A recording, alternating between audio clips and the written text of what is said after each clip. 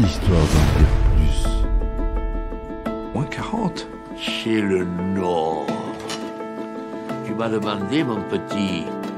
Je te retourne contre le mur, je te baisse par tous les trous, je te défonce, je te m'intéresse, Ça nous intéresse pas. Arrêtez ça. Arrêtez, ça nous intéresse pas. Ça nous intéresse plus. J'ai l'impression que l'océan ne me veut pas, je sais pas pourquoi.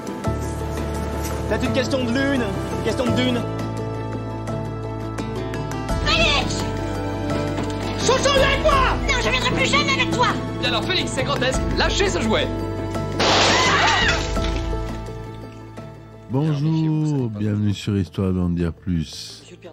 Aujourd'hui, on parle d'un film de Night Shyamalan, le premier film qui l'a rendu célèbre,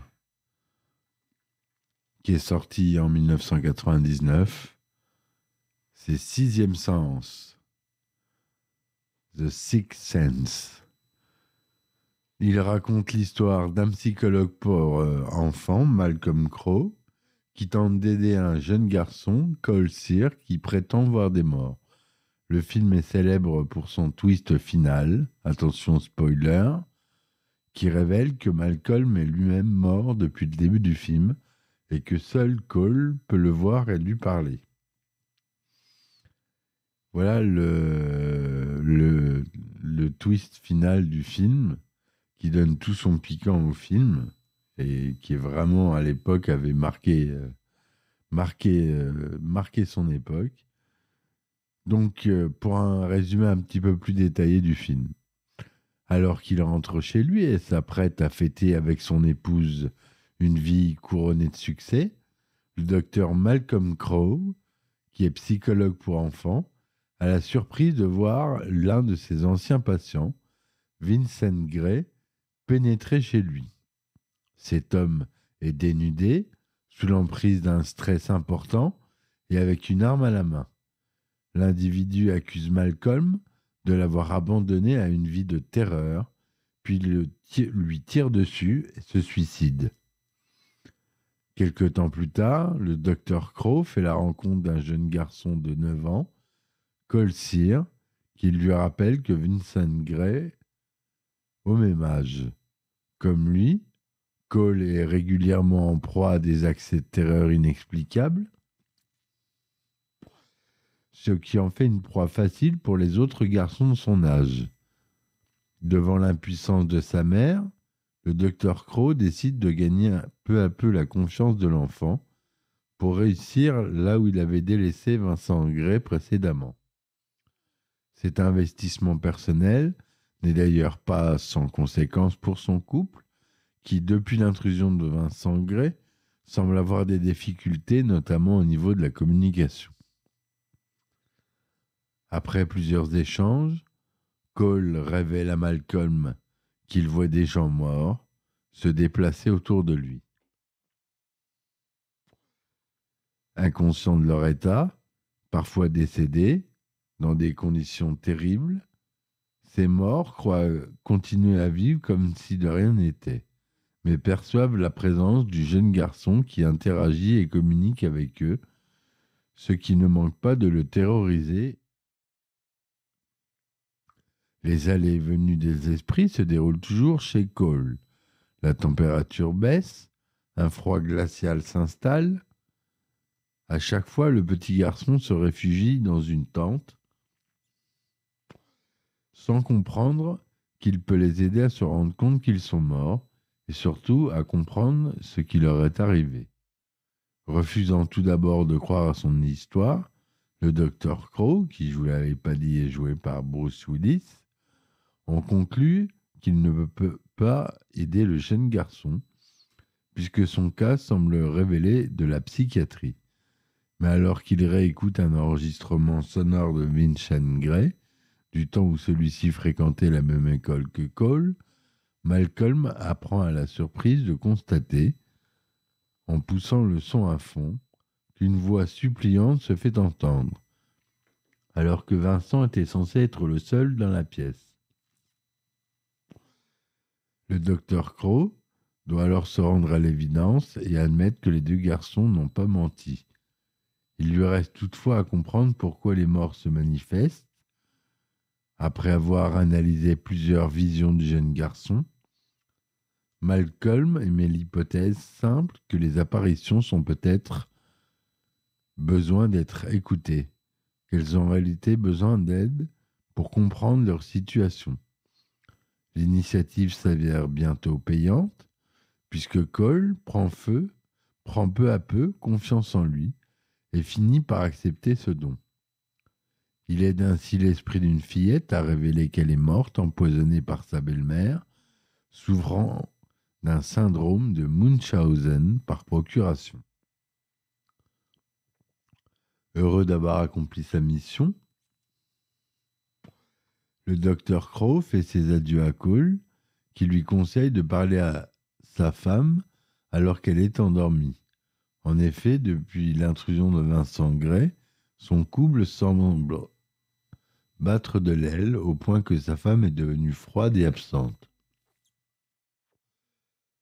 Alors qu'il la trouve endormie sur le divan, visiblement sous l'effet des sédatifs, cette dernière laisse échapper un anneau d'or de ses mains.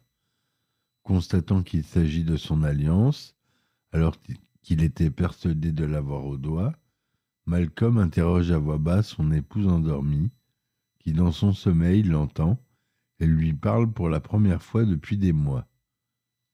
Malcolm comprend alors qu'il est mort le soir où Vincent Gray lui a tiré dessus, que son esprit reste prisonnier sur Terre, car il a 2 tâches à accomplir: aider quelqu'un à vaincre sa peur et dire à sa femme qu'il aime. Alors qu'Anna semble enfin en paix et prête à faire le deuil de la mort de son mari, Malcolm, libéré, part pour l'autre monde. Voilà pour le synopsis détaillé du film. Je suis désolé, je vous ai spoilé dès le début la fin du film, le twist final, mais j'étais obligé. C'était obligé. Le film a été un succès critique et commercial, récoltant plus de 670 millions de dollars au box-office mondial, alors qu'il avait un budget original de 40 millions. Il a été nommé à 6 Oscars, dont celui du meilleur film, meilleur réalisateur, meilleur scénario original. Il a également lancé la carrière de Haley Joel Osment, qui joue le rôle de Cole, et qui a reçu une nomination à l'Oscar du meilleur acteur dans un second rôle. Le film aborde des thèmes comme la mort, la culpabilité, la rédemption et la communication. Il explore la relation entre Malcolm et Cole, qui se soutiennent mutuellement dans leur quête de sens et de paix. Le film utilise également le genre du thriller psychologique pour créer une atmosphère de suspense et de mystère, jouant avec les attentes du spectateur et les indices disséminés tout au long du récit. Sixième Sens est considéré comme l'un des meilleurs films de Night Shyamalan et comme l'un des plus marquants de la fin des années 90. Il a eu une influence sur la culture populaire, notamment grâce à sa phase culte « Je vois des gens qui sont morts, I see dead people », prononcée par Cole. Il a également inspiré de nombreuses parodies et hommages, ainsi que des analyses et des interprétations diverses. Donc Night Shyamalan est à la réalisation et au scénario. Le film est produit par Kathleen Kennedy, Frank Marshall et Barry Mendel. C'est distribué par la Buena Vista Pictures. C'est tourné en anglais, en couleur Technicolor 35 mm, 1,85e Panavision, son Dolby Digital DTS SDDS. La durée est de 107 minutes. Le film est sorti aux États-Unis le 2 août 1999 et en France le 5 janvier 2000. Il était interdit aux moins de 13 ans aux États-Unis et aux moins de 12 en France. On peut mentionner quelques exemples de scènes où Cole voit des morts, comme celle où il rencontre une jeune fille empoisonnée par sa mère, ou celle où il assiste à un enterrement. On peut aussi décrire plus en profondeur sur le personnage de Malcolm, qui souffre d'un sentiment d'échec après avoir été blessé par un ancien patient et qui cherche à se racheter en aidant Cole. On peut également expliquer comment le twist final change la perception du spectateur sur le film et comment il s'inscrit dans la logique du scénario. Et c'est vrai que c'est une vraie révélation. Quand on voit le film pour la première fois, c'est vraiment une révélation. On comprend. C'est un des premiers films qui joue sur un twist final aussi fort. Et on comprend tout le film qui nous avait laissé un peu jusque-là dans un nuage un peu brumeux. Et là, le film se révèle en une phrase. Et c'est assez incroyable. Et c'est ce qui m'a fait penser que ce film est culte et qui m'a donné envie d'en faire un épisode de podcast. Voilà, mes amis. J'espère qu'il vous aura plu. Si vous voulez me supporter sur mes différentes plateformes, vous pouvez. Vous avez les liens en description, Tipeee, Ulule, Patreon. Vous avez Acast Plus, maintenant que j'ai changé de fournisseur. Vous avez des épisodes inédits, des anecdotes de tournage et des épisodes un peu plus longs pour des analyses approfondies de films, où je me suis avec des amis cinéastes que j'interviewe. Voilà, mes amis, je vous remercie de m'avoir écouté. Je vous dis à très vite pour un nouvel épisode d'Histoire d'en dire plus. Je vous dis ciao, ciao. Histoire d'en dire plus. Moins 40. Chez le Nord. Tu m'as demandé, mon petit.